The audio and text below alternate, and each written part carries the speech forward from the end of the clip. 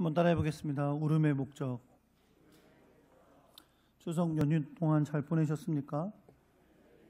추석은 다른 여러 가지 의미도 있지만 그래도 명절이 되면 오랜만에 떨어져 지내는 일가 친척들을 만난다는 큰 의미가 있습니다. 저희도 명절이 되면 주로 저희는 일산, 고양시에 있는 일산에 가는데 가서 모여서 이 어르신들과 함께 식사를 합니다. 우리 큰 고모님이 연세가 이제 90이 되셨는데 우리 큰 고모님, 작은 고모님, 저희 작은 아버지 이렇게 해서 식구들이 모여서 같이 점심을 먹습니다. 근데 사실은 점심밖에 안 먹어요. 점심 먹고 헤어집니다. 만나서 점심 먹고 그리고 헤어져요. 기껏해야 만나는 시간이 2시간도 채 안 되는 것 같아요.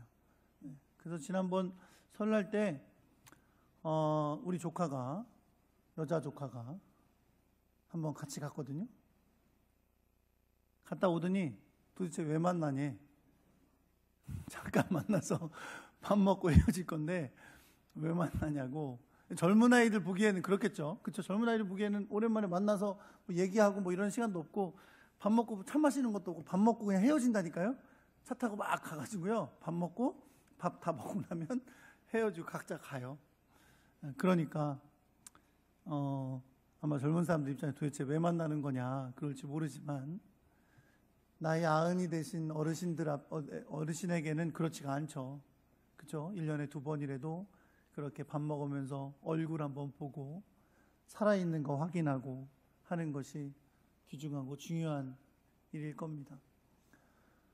근데 저는 사실 명절마다 이렇게 일가 친척들을 이렇게 만나고 그리고 돌아올 때마다 참 좋았고 행복한 시간이었지만 동시에 항상 마음에 불편한 마음을 가질 때가 있어요. 그게 뭐냐면 아직도 예수를 믿지 않는 분이 계신데 거의 다 예수를 믿지 않는 분이 계신데 그 마음에 염려도 되고 걱정도 이제 연세를 들어가시니까 저분에게 우리 복음을 전해야 되고 예수 믿도록 해야 되는데 그런 마음의 생각을 불편하게 하게 돼요. 그러면 이제 그동안은 또 잊었었지만 또 새벽마다 내가 기도할 때마다 또 구원의 은혜를 주님께서 베풀어 주시길 위해서 기도하게 되고 또 마음에 간절한 마음으로 부르짖게 됩니다.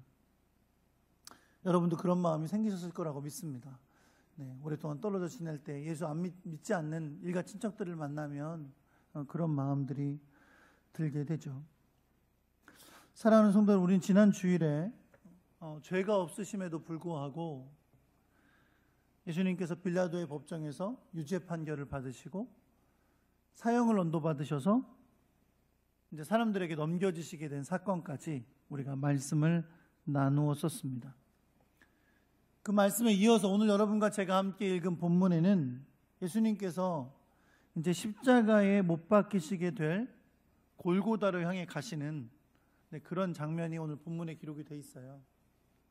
근데 오늘 우리가 읽은 누가복음에는 예수님께서 빌라도의 법정에서 사형 판결을 받으신 다음에 마치 바로 로마 병사들에 이끌려서 골고다로 향해 가시는 것처럼 그렇게 바로 기록이 되어 있지만 실제로 마태복음과 마가복음에 보면 예수님이 바로 골고다로 향해서 잡혀가신 것이 아니라 예수님께서 판결을 받으신 다음에 로마 병사들이 모여있는 군대가 모여있는 이게 한 300명에서 600명 될 거라고 하는데요. 군대가 모여있는 한 장소, 그곳이 빌라도의 관정이라고 부르는 브라이도리온이라는 곳인데 그곳으로 이끌려 들어가셔서 이 군대에 모여있는 병사들에게 조롱을 받으시는 장면이 기록이 되어 있습니다. 사실 여러분, 로마 병사들은 예수님에 대해서 많은 얘기를 듣지는 못했을 거예요. 그리고 예수님이 행하신 무슨 기적을 봤다던가 또 예수님이 행하신 여러 가지 전하셨던 말씀을 들은 적도 거의 없었을 겁니다. 그러나 그럼에도 불구하고 이 로마 병사들이 알고 있는 건 이 예수가 유대인의 왕이라고 한 걸로 인해 지금 이렇게 유죄 선고를 받고 사형을 당하게 됐다는 사실은 알고 있을 거예요. 그래서 이제 브라이도니얼이라는 곳에 예수님을 끌고 들어와서 예수님을 조롱하기 시작합니다. 근데 어떻게 조롱을 하냐면 바로 예수님이 유대인의 왕이라고 했기 때문에 왕이라는 것으로, 유대인의 왕이라고 한 것을 가지고 조롱을 하는 거예요. 그래서 그들이 했던 것이 뭐냐면, 첫째, 예수님의 옷을 벗기고 자색 옷을 입힙니다. 홍포를 입히는 거죠. 물론 이 자색 옷은 왕들이 입는 옷이에요. 왕이 이렇게 위에 걸치는 거죠. 그러니까 왕의 것을 갖다 하지는 못했겠지만 군인들이 흔히 망토를 하고 다니는 것을 아마 가져다가 예수님에게 입히고 왕처럼 그렇게 외모를 꾸몄을 겁니다. 그뿐만이 아니라 머리에는 면류관을 씌우는데 왕들이 이렇게 관을 쓰잖아요. 근데 예수님에게는 어떤 관을? 가시로 만든 관을 머리에 씌웠습니다. 그 머리에 씌우자마자 피가 머리에서 나고 그랬겠죠. 그리고 예수님의 오른손에는 갈대를 주어서, 이 갈대가 왕들의 통치의 상징이에요. 통치력의 상징인데 이 통치하는 왕의 오른손에 갈대를 손에 쥐게 해서 겉모습으로 왕의 모습처럼 꾸민 다음에 예수님을 조롱하는 거예요. 어떻게 조롱했냐고요? 그 앞에 엎드려 왕에게 절하는 것처럼 막 절하면서 유대인의 왕이여 평안할지어다 그러면서 예수님을 조롱했습니다. 이게 누가복음에는 기록이 되어 있지 않아요. 마태복음과 마가복음에만 이 장면이 기록이 되어 있는데, 이거 참 여러분 생각해 보면 굉장히 굴욕적인 장면이죠. 예수님을 데리고 막 옷을 벗기고 막 입히고 막 쥐어주고 가시면류관 씌우고 그러더니 유대인의 왕이여 평안하십시오 그러면서 막 절하면서 놀리는 거예요. 예수님 보기에, 우리가 보기에 예수님이 참 굴욕을 당하시는 그런 장면이라고 할 수 있을 겁니다. 그런데 우리는 예수님이 누구신지를 너무나 잘 압니다. 그리고 예수님께서 비록 지금은 고난의 십자가의 길을 가고 계시고 이렇게 사람들에게 조롱을 당하시는 그런 상황 가운데 있으시지만 그분은 십자가 못 박혀 죽으신 후 3일 만에 부활하실 것이고, 부활하신 그 주님을 하나님이 높이셔서 하늘에 있는 자들과 땅에 있는 자들과 땅 아래에 있는 자들로 모든 무릎을 예수의 이름 앞에 꿇게 하실 것을 우리는 너무나 잘 알고 있습니다. 그렇기 때문에 오늘 비록 아무것도 모르는 로마 병사들이 예수님에게 자색옷을 입히고 머리에 가시면류관을 씌우고 오른손에 갈대를 쥐게 하고 엎드려 막 절하면서 놀리기는 했지만 사실 이 장면은 실제로 앞으로 일어날 장면인 거죠. 주님이 부활하시고 영광을 받으시면 이 세상의 모든 열방의 사람들이 무릎을 꿇어 주님을 경배하게 될 날이 올 것이기 때문에 그렇습니다. 그러나 지금은 아직 때가 이르지 아니하였고 주님은 우리를 구원하시기 위한 길을 가야 하기 때문에 고난과 죽음의 길을 조롱을 당하시면서도 가고 있는 것입니다. 로마 병사들은 이제 예수님의 오른손에 쥐었던 갈대를 다시 빼앗아서 예수님의 머리를 때리고 또 침을 뱉으면서 온갖 조롱을 다한 다음에 예수님에게 입혔던 자색 옷을 벗기고 본래 예수님이 입으셨던 옷을 입힌 다음 이제 십자가에 못 박기 위하여 예수님을 밖으로 끌고 나가게 됩니다.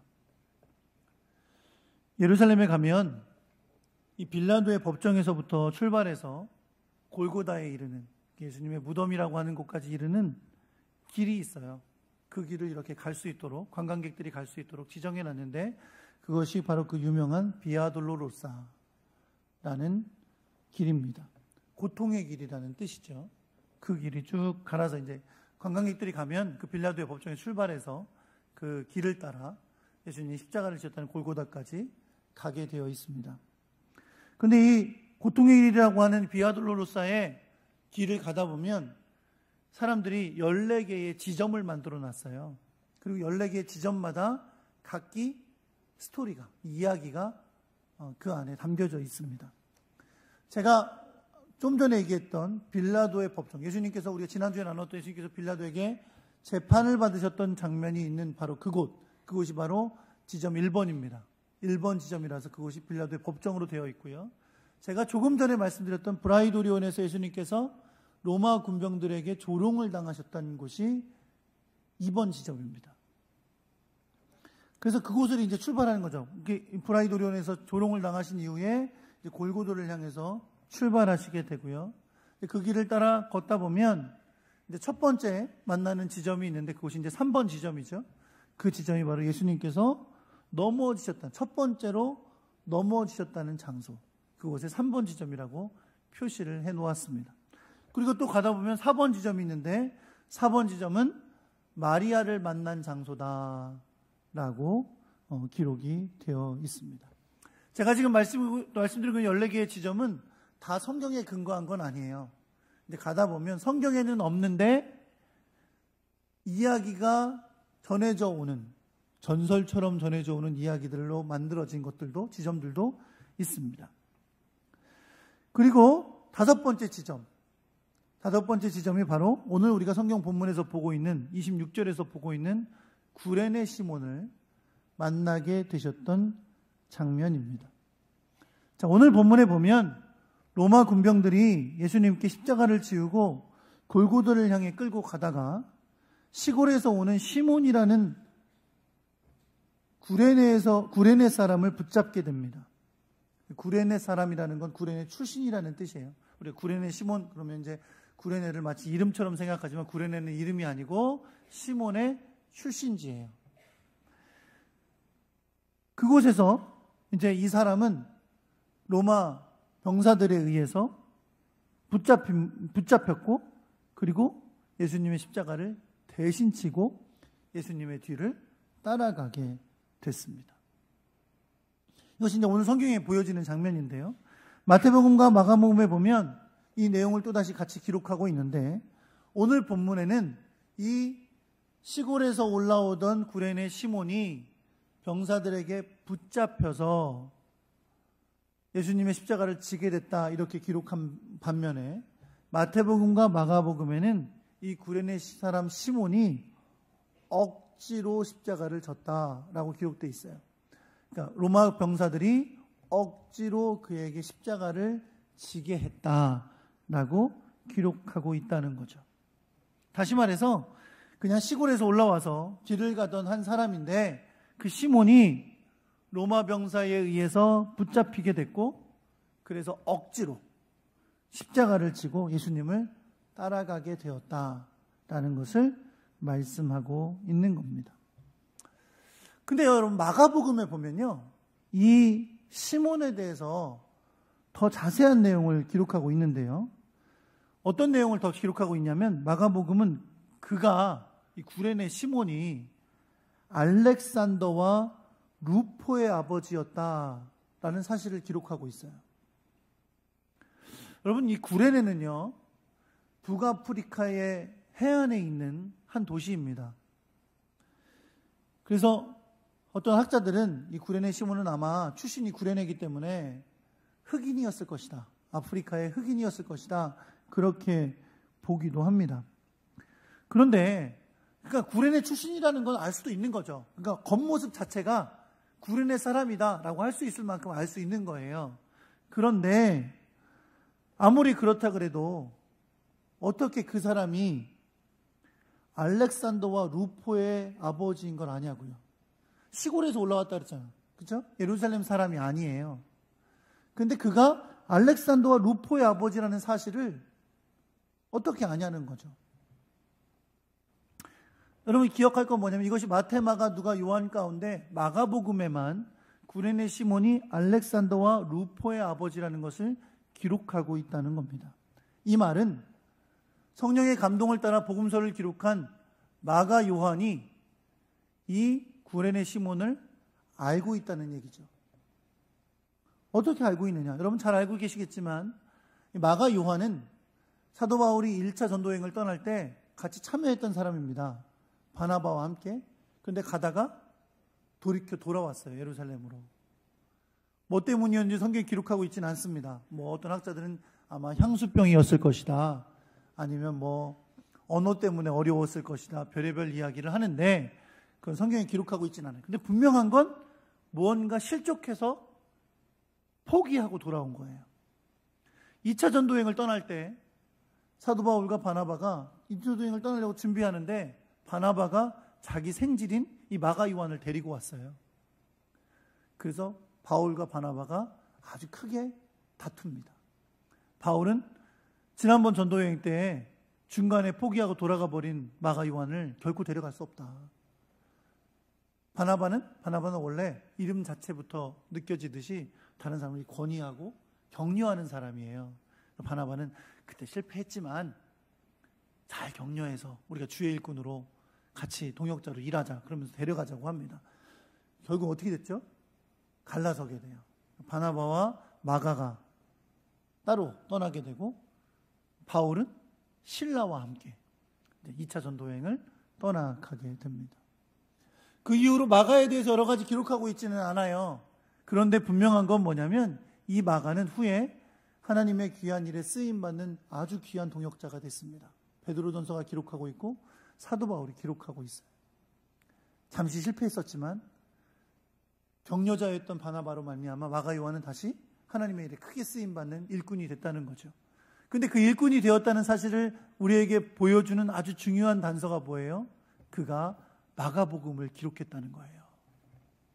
학자들에 의하면요, 마태, 마가, 누가, 요한이라는 4복음서 중에 가장 먼저 기록이 된 것이 마가복음이라고 대다수가 말하고 있습니다. 그러니까 마가복음은 예수님의 행적에 대해서 첫 번째로 기록한 기록이에요. 마가가 얼마나 위대한 사람이 됐는지를 알 수 있는 거죠. 근데 이 마가가 마가복음을 기록할 때 학자들은 마가복음을 기록할 때 마가는 로마에 있었을 것이라고 봅니다. 그리고 성경에 보면요, 사도 바울이 로마 교회에 보낸 편지인 로마서에 사도 바울이 여러 가지 마지막 16장에 여러 사람들에게 안부를 전하는데 안부를 전하는 사람 가운데 루포가 포함되어 있어요. 다시 말하면 루포와 알렉산더가 마가가 마가복음을 기록할 때 로마 교회에 속한 성도들이었다는 것을 알 수 있게 해주는 거죠. 그 말은 사도 바울을 비롯한 마가는 당연히 로마 교회에 있었으니까 당연히 루포와 알렉산더를 너무나 잘 알고 있고 그의 아버지인 구레네 시몬도 잘 알고 있었을 거라는 겁니다. 그래서 마가복음을 기록하는 마가는 이 구레네 시몬이 누구의 아버지다? 알렉산더와 루포의 아버지라는 것을 기록하여 전해주고 있습니다. 주목할 것은 이 구레네 사람 시몬이 예루살렘에 온 것은 결코 예수님의 십자가를 대신 지려고 온 것이 아니었다는 겁니다. 나 오늘 예루살렘에 가는데 뭐 하러 가는지 알아?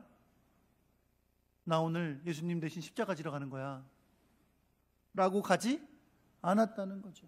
아마도 구레네 시몬은 그저 유월절을 맞이하여 예루살렘에 순례객으로 그곳을 방문했을 거예요. 그러다가 로마 병사에게 잡혀서 예수님의 십자가를 어떻게? 억지로 지게 되었던 것입니다. 그러나 여러분 기억하십시오. 그가 비록 억지로 그 일을 하게 됐을지라도 우리는 지금도 그의 이름을 기억하고 있다는 거죠. 2000년 전에 예루살렘에서 예수님 대신 십자가 지었던 사람 누구? 구레네 시몬이라고 2000년이 넘도록 그 이름을 잊지 않고 있다는 거예요.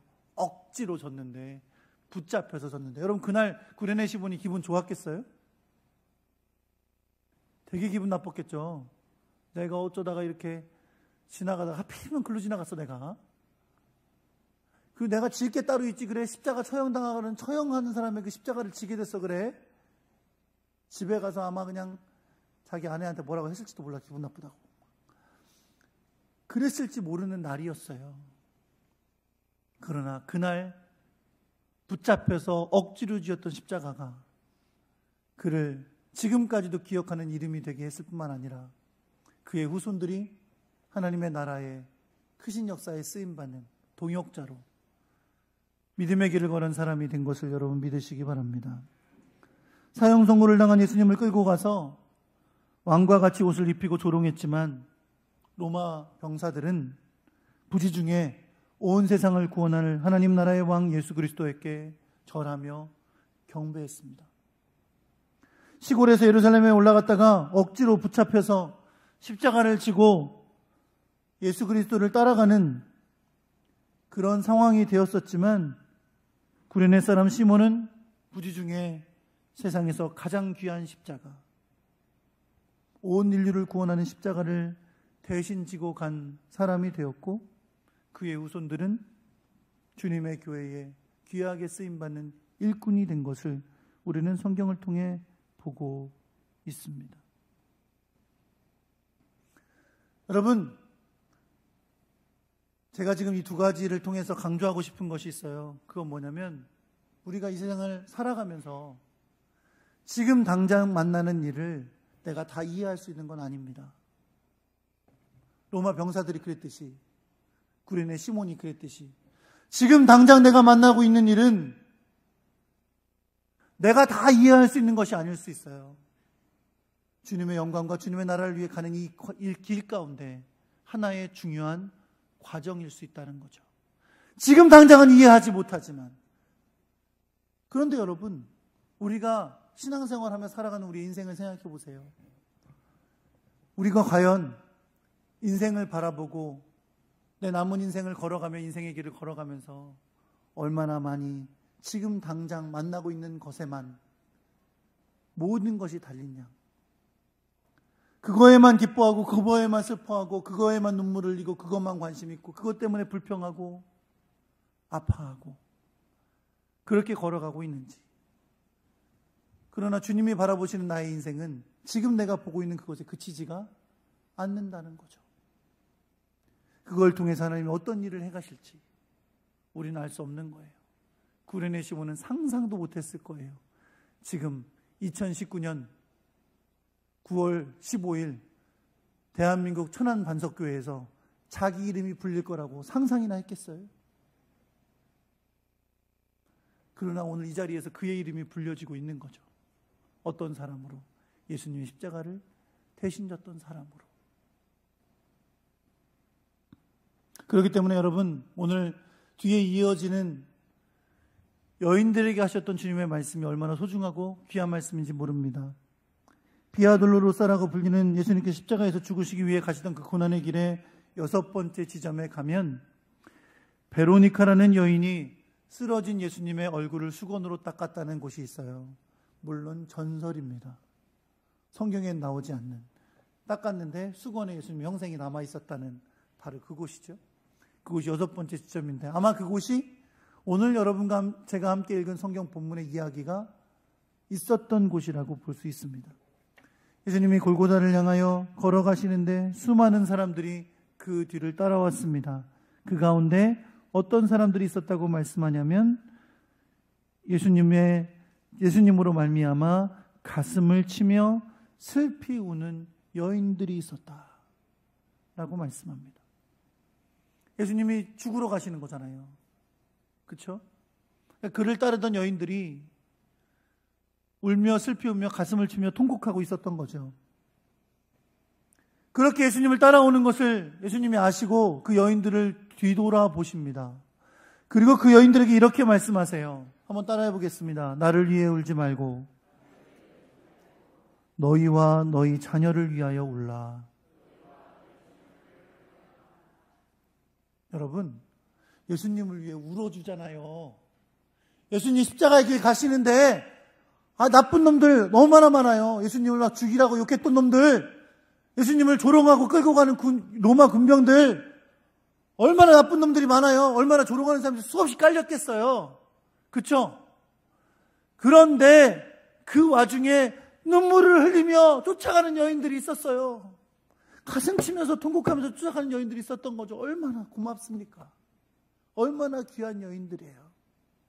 그런데 그 여인들을 돌아보시더니 예수님께서 이렇게 말씀하십니다. 나를 위해 울지 말고 너희와 너희 자녀를 위해서 울어라. 왜 그렇습니까, 여러분? 여러분, 그 여인들이 울지 않아도 예수님은 십자가의 길을 가실 것이고 십자가에서 죽으실 것이고 그러나 3일 만에 부활하실 거예요. 다시 살아나셔서 하늘에 있는 자들과 땅에 있는 자들과 땅 아래에 있는 자들 다 예수 그리스도를 주라 고백하며 무릎을 꿇는 영광을 받으실 거예요. 그리고 그 십자가와 부활로 말미암아 그를 믿는 자마다 영생을 얻게 되는 놀라운 영광을 주님이 얻으실 겁니다. 그들이 울지 않아도 이미 정하신 길이에요. 주님이 가시는 길이에요. 그래서 예수님은 위해 울 필요 없다고 하시는 거예요. 나를 위해 울 필요 없다. 우는 건 고맙지만 나를 위해 울지 말고 뭘 위해 울어라? 너희와 너희 자녀들을 위해 울어라. 왜 그렇습니까? 이제 예루살렘의 딸들은 머지않아 예수를 죽인 죄로 말미암아 예루살렘에 닥치는 엄청난 심판을 받게 될 거예요. 예수님은 십자가를 지시기 위해 예루살렘으로 올라오시다가 저 성이 바라보니까 예루살렘 성이 바라볼 때 눈물을 흘리시며 이렇게 말씀하셨어요. 누가복음 19장 41절에 44절에 보니까 예수님께서 예루살렘에 오시다가 가까이 오사 성을 보시고 우시며 이르시되 너도 오늘 평화에 관한 일을 알았더라면 좋을 뻔하겠거니와 지금 내 눈에 숨겨졌도다. 날이 이를지라 내 원수들이 토둔을 쌓고 너를 둘러 사면으로 가두고 또 너와 및 그 가운데 있는 네 자식들을 땅에 메어 치며 돌 하나도 돌 위에 남기지 아니하리라. 예수님이 우셨던 그곳에 지금 교회가 세워져 있습니다. 예수님 눈물교회라고 예루살렘 성이 다 내려다보는 감람산 위에 자리 잡고 있어요. 예수님은 예루살렘이 만나게 될 재앙을 알고 계신 분이셨습니다. 그리고 그 재앙은 바로 예수님을 죽인 것에 대한 하나님의 심판이었습니다. 여러분 지난주의 말씀을 기억하세요? 빌라도가 예수님을 재판하다가 자기 아내가 와서 그 사람을 아내가 와서가 아니라 전가를 보내서 그 사람 상관하지 말라고 내가 지난밤에 그 사람 때문에 많이 힘들었다고. 그리고 빌라도도 예수님에게 죄를 발견하지 못했어요. 그런데 유대인들은 와서 뭐라 그래요? 십자가에 못 박으라고. 바라반을 내놓고 살려주고 그를 십자가에 못 박으라고 계속 주장합니다. 빌라도가 어떡합니까? 위에서 손을 닦아요. 손을 닦으면서 이 죄, 이 피해에 대해서 나는 아무런 죄가 없다. 너네들이 다 받아라. 가만히만 있으면 감사했을지도 모르는데 유대인들이 뭐라고 외쳐요? 그의 피를 우리와 우리 자손에게 돌릴지어다 외쳤어요. 정말로 그 피가, 그 피의 결과가 그들과 그들 자손들에게 돌아가게 될 겁니다. 주 70년에 디도 장군이 이끌고 있는 로마 군대가 와서 토둔을 쌓고 예루살렘을 둘러쌌어요. 완전히 오랫동안 포위했기 때문에 그 안에 있는 사람들이 굶어 죽어갈 처지였어요. 그걸로 끝난 게 아니라 그들은 예루살렘을 부수고 들어와서 수많은 사람들이 죽어서 기드론 강이 피로 강처럼 흘러내렸다고 하고요. 수많은 사람들이 죽임을 당하고 모든 성과 성벽은 다 돌 위에 돌이 남김없이 다 무너져 내려버리고 말았습니다. 이 고통의 크기를 아시는 주님께서 이 여인들에게 이렇게 말씀하세요. 여인들이니까 여러분 유대인들 가운데 가장 수치스러운 여인의 모습은 해산하지 못하는 거예요. 잉태하지 못하는 거. 근데 예수님 뭐라 그러세요? 잉태하지 못하느니 해산하지 못하는 배 먹이지 못한 젖이 복이 있다고 할 것이다. 왜? 전쟁이 나고 적들이 공격해 오면 제일 고통받는 게 누구예요? 여자와 아이들이에요. 아이를 가진 엄마는 큰 고통 가운데 빠지는 거죠. 이 공격이 얼마나 큰지 주님은 또 이렇게 말씀하세요. 차라리 산들이 내 위에 무너져 내리고 작은 산들이를 덮어주는 것이 더 낫겠다. 차라리 산사태가 내려서 나를 덮어버리는 게 낫지. 이 고통을 피해겠으면 좋겠다라고 말할 것이라고 말하고 있습니다. 그래서 주님은 그들에게 이렇게 말씀하신 거죠. 나 위에 울지 말고 너와 너의 자녀들을 위해 울어라. 사랑하는 성도 여러분, 말씀을 정리하겠습니다. 최근에 무슨 일로 울고 계십니까? 살다 보면 겉으로 눈물 흘리지 않아도 마음속으로 눈물 흘려내리는 일이 있죠. 저도 있습니다. 목회하다 보니 성도들의 아픔 보는 것처럼 눈물 나는 일이 없어요. 가족들의 일 때문에, 자녀들의 일 때문에 아파하고 눈물을 흘리는 일도 없지 않아 있습니다. 그러한 일들이 울 일이 아니라고, 눈물을 흘릴 일이 아니라고 지금 말씀드리는 게 아니에요. 예수님도 고통당하는 자들의 친구가 되어주셨고, 연약한 자를 치유해 주셨고, 그들의 친구가 되어주셨어요. 당장 눈물을 흘릴 염려와 걱정보다, 그러나 주님이 우리에게 말씀하시는 것을 기억하시길 소망합니다. 나를 위해 울지 말고 너와 너의 자녀들을 위해서 울어라. 왜요? 우리는 주님이 다시 오실 날에 있을 심판을 알고 있기 때문입니다. 그리고 주님이 다시 오시는 날에 이룰 심판은 내 생명이 다할 때까지가 기한이에요. 그 전에 내가 예수 믿지 않고 구원받지 아니하면 주님이 다시 오실 때는 심판의 주로 그분을 만나게 되는 것입니다. 눈앞에 있는 일들이, 내가 닥치고 있는 여러 가지 눈물 흘릴 일들이 아무것도 아니라고, 별거 아니라고 말씀드리는 것은 아닙니다. 위로해야 되고 힘을 내야 되고 그걸 위해 기도해야 됩니다. 그러나 우리가 정말 주님이 다시 오실 때에 구원받지 못한 자들, 예수 믿지 않는 자들이 심판받을 것이라는 것을 믿고, 우리 자신도 주님이 만날 그날에 그분을 만나실 것을 우리가 믿는다면, 우리는 그저 당장 눈앞에 있는 것들로 말미암아 그것만 눈물을 흘리고 그것만 걱정하고 그것만 염려하는 것이 아니라, 우리의 영혼을 책임지시는 주님 앞에 나 자신의 신앙과 우리 자녀들의 신앙과 일가 친척들의 신앙과 내가 사랑하고 함께 교제하며 살아가는 수많은 사람들의 구원을 위해서 눈물을 흘려야 되지 않겠습니까? 정말 그 심판이 있다고 믿는다면, 어떻게 내 자녀가 신앙생활을 하지 않는데, 내 일가 친척이 아직 주님을 믿지 않는데 눈물이 안 날 수가 있어요?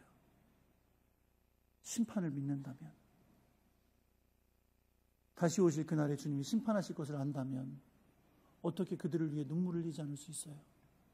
전세가 열방 가운데 아직도 예수 그리스도를 믿지 않는 사람이 있다면 그들도 주님이 다시 오실 그날에 심판받게 될 텐데, 우리를 사랑하신 주님의 귀한 사랑으로 그들을 향한 복음 전하는 일을 그칠 수가 있겠습니까? 사랑하는 성도 여러분, 오늘 주님은 우리에게 울라고 말씀하십니다. 누구를 위해요?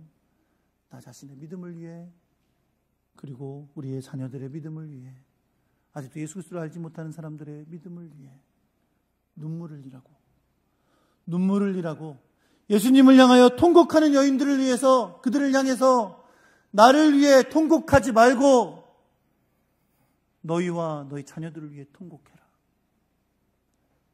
말씀하고 계신 주님의 음성을 오늘 여러분과 제가 우리에게 주신 음성으로 들을 수 있기를 우리 주 예수 그리스도의 이름으로 축원합니다.